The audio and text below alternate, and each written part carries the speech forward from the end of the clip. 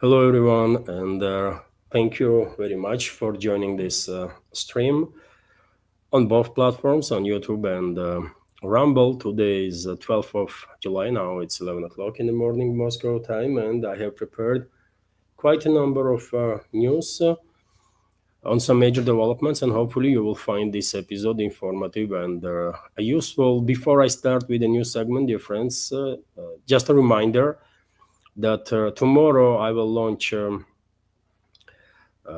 fundraising stream at 11 as I did last Sunday, and I really hope stream will succeed, and that will makes it much easier for me, less stressful for me to carry on with this work for whole next week.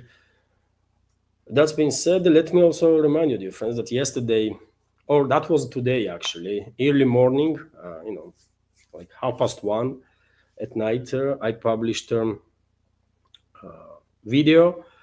short video news update from that I recorded in the central part of Moscow. And if you have not seen it, just check out. Maybe you will find it interesting. I hope so. And I will continue to do reporting in a similar style whenever I'm making second update for our Patreon and Boosty community. I will divide news segment into two parts, and the first part will be published on YouTube and Rumble also, and the rest will be available only on the Patreon and Boosty as exclusive for my channels there. That's been said, dear friends, I have a big surprise for you, but I'm not gonna say nothing yet. Let's see how they goes, and let's start a new segment on that.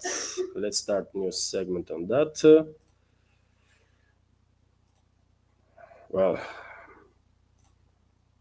first, this report, dear friends, that overnight, early hours of this morning, Russian air defense systems on duty, according to RIA Novosti, intercepted 33 Ukrainian drones that were launched with assistance of NATO, of course, to strike deep into Russian territory. 16 drones were intercepted over the Bryansk region, 5 over the Black Sea, 4 drones over Crimea, 3 over Rostov region, southern Russia, 2 over Kursk region, 1 each over the Krasnodar territory, the Voronezh region, and the waters of the Azov Sea. No reports at this point about casualties as a result of this particular drone raid last night, or about more or less significant damage. If any update on that, of course, I will share additional information during the day on my Telegram and Twitter X page and in next update. But when it comes to strikes that Kiev regime is conducting against Russia, against Russian civilians, I spoke about situation in Kherson region yesterday in that second update. Unfortunately, civilians were trapped after Ukrainian airstrike hit apartment block, according to local governor. And on your screen right now, you can see, dear friends, this apartment block that basically collapsed after 2 bombs hit this building, and dozens of civilians, according to Saldo governor, dozens of residents were trapped in rubble, and the Kiev regime's forces were not allowing Russian rescue teams to conduct their search and rescue operations to free their trapped civilians. This happened in Oleshki settlement, by the way, which is right next to, on the bank of the Dnieper River. Let me show you, dear friends.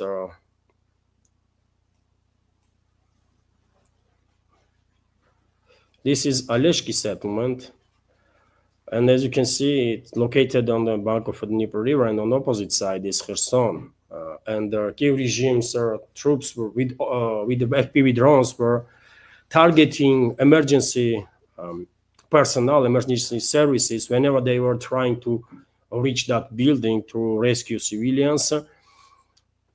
Clear war crime on part of Kiev regime. There can be no any other explanation of this horrible action that they committed. Let's go through this news, sir. Nevertheless, Ukrainian airstrike has destroyed a 5-story residential building in the Russian town of Oleshki in the Kherson region. trapping an unknown number of civilians under the rubble, according to local authorities. Yet again, later on, there was reports about dozens of civilians being trapped. The strike occurred on Friday around 7 kilometers from the Dnieper River, which divides Russian and Ukrainian military personnel. At this point, Kherson region governor Vladimir Saldo said that building collapsed after being hit by 2 bombs. The enemy has hit a residential building in Aleshki. In an airstrike, Saldo told Russian news agencies the building has collapsed. Civilians are trapped under the rubble. Saldo alleged that Ukrainian forces were using drones to hinder rescue efforts, targeting emergency crews attempting to reach the site. Dozens of people are trapped under the rubble, he wrote in a statement on Telegram. And dear friends, this morning I was searching for update on this information. I'm quite sure emergency services, nevertheless, despite the risks, were attempting to rescue people, and the number of people most likely were rescued, but possibly not all, because yet again, main Russian media outlets did not really share much update on these developments. Of course, if any additional information during the day, I will share that information on my Telegram and Twitter X page in next update. TASS news agency is also reporting, based on Russian Defense Ministry's update, that settlement Zeleная Dolina is liberated under full Russian control now.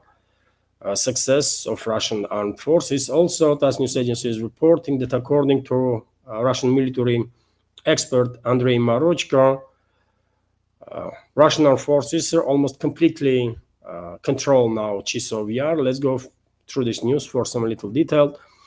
Russian servicemen advanced in Chasov Yar of the Donetsk People's Republic last week. As a military expert, Andrei Marochko told us Russian fighters control almost all of Chasov Yar, and only the district of the city, Shevchenko district remains under the control of Ukrainian armed forces. And there were several times reports about fierce fighting in Shevchenko district area, and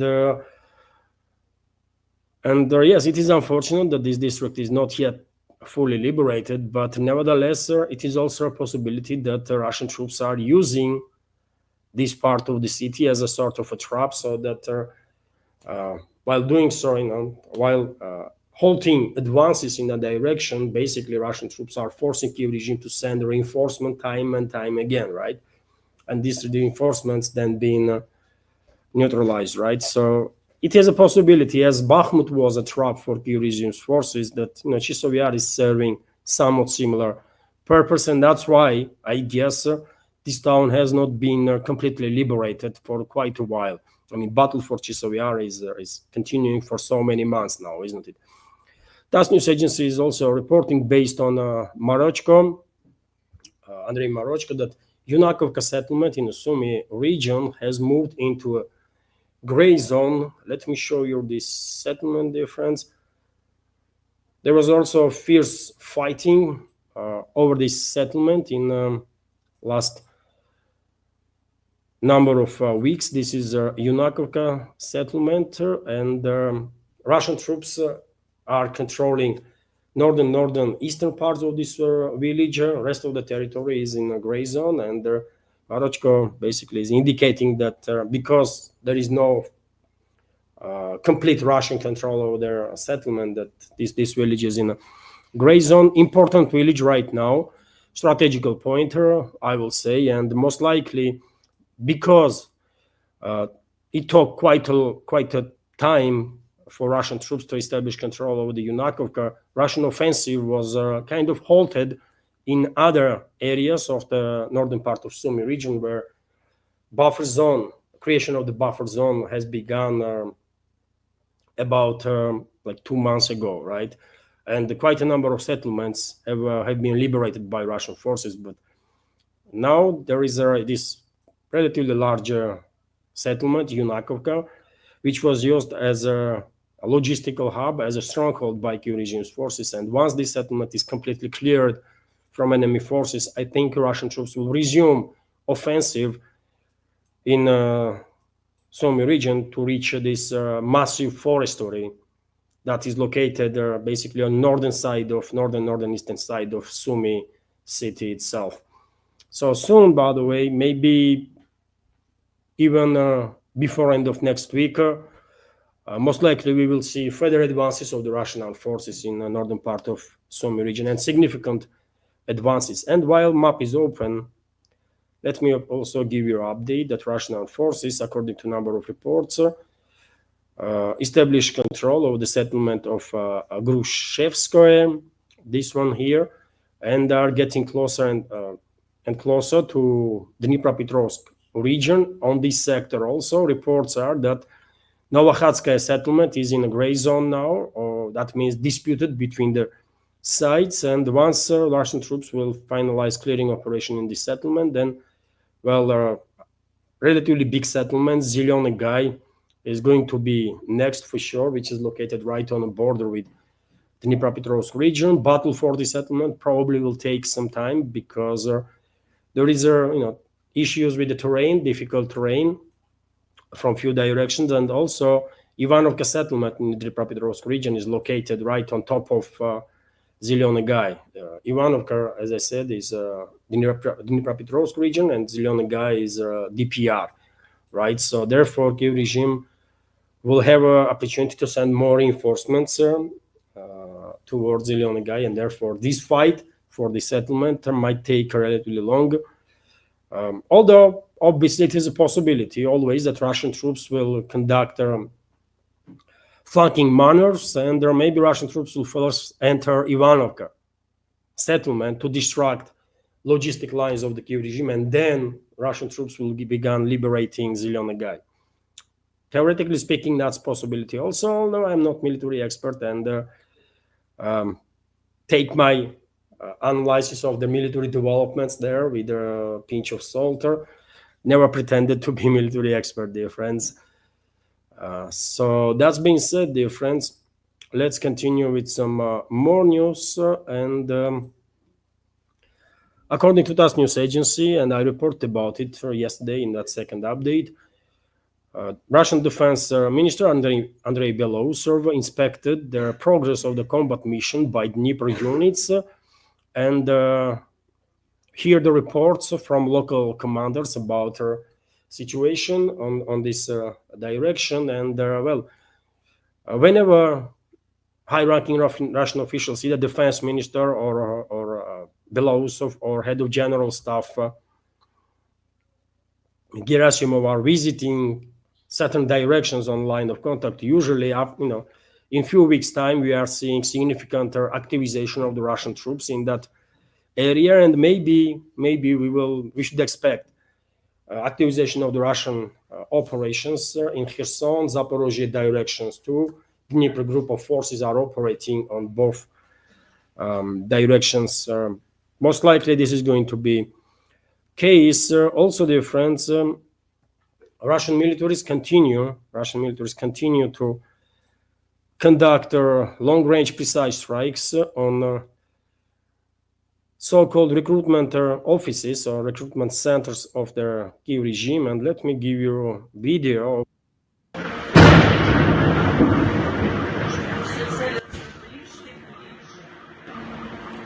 This is Odessa, by the way. Odessa area. Once again, and no more recruitment center for Western-backed terrorist regime in that part of the region. Significant intensification of the Russian strikes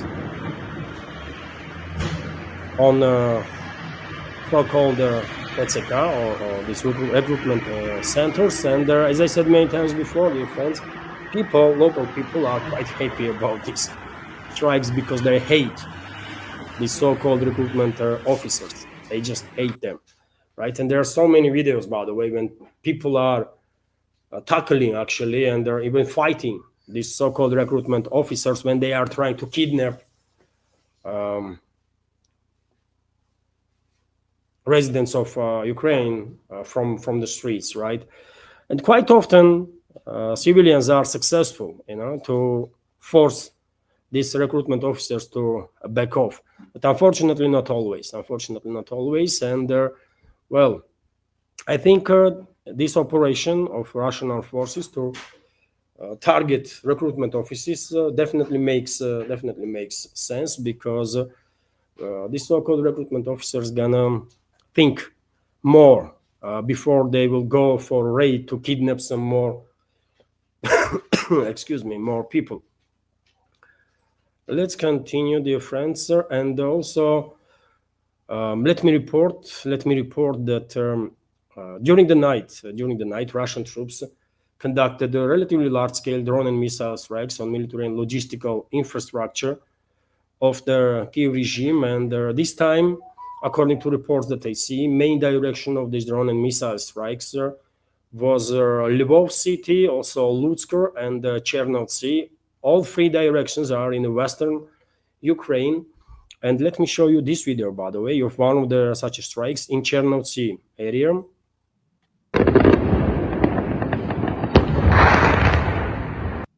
So, short video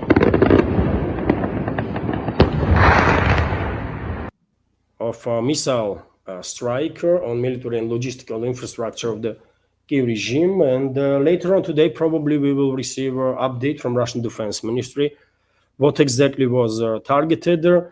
According to some reports, more than 500 drones were used by Russian forces and about 30 long-range cruiser missiles. But yet again, this is preliminary data. Let's wait what Russian Defense Ministry has to say about it. Clearly, scale of Russian drone and missile strikes are becoming not just large, but extremely large, right? Some double XL drone and missile strikes, triple XL, I don't know. And for a reason, after all, Western media outlets, so-called media outlets, are publishing nowadays articles that, at approximately at autumn time, Russian armed forces will be in a position to launch about 1,000 or more than 1,000 drones and missiles simultaneously to attack our military and logistical infrastructure of the Kiev regime, right? Which is definitely going to be massive. Kiev regime's air defense systems already are overwhelmed, and they barely are managing to deal with these incoming aerial targets. And can you imagine what will happen if Russia is launching 1,000 drones and missiles? And that's quite something, isn't it? We will see. Already, by the way, 500 drones, 700 drones. Also, it's not a joke, by the way. It's a serious developments. And clearly, Russian armed forces, I don't know what is happening. I don't really have a strong opinion on the matter, but it seems to me that Russian troops kind of shifted focus on these long-range strikes. Maybe, just maybe, we are observing, by the way, preparations for potential large-scale Russian offensive. Yet again, I'm no military expert. I cannot know, obviously, but this significant increase in scale of Russian drone and missile strikes, can be the indicator that, and somewhat operational pause that we are observing on line of contact may be, seen as an indicator that something big is in preparations, something big is about to happen. And if this reading of the picture is correct, then we will find out about it in about like 2-3 weeks time. Hello everyone, I hope you find informative and useful this short clip from main news update, and if so, please click that like button and leave some commentary just about anything. It might help to deal with the algorithm and reach wider audience. And if you like my work in general and want to support to save this media project, you can assist through several ways. You can donate to this project through PayPal platform or Boosty, also with the crypto currencies. Or you can subscribe to my Patreon page and page on Boosty, where I have quite a lot of extra content on regular basis. All the links are on this video in description box and in the pinned comment. And of course, many thanks to everyone who already helped and continues to support. Thank you.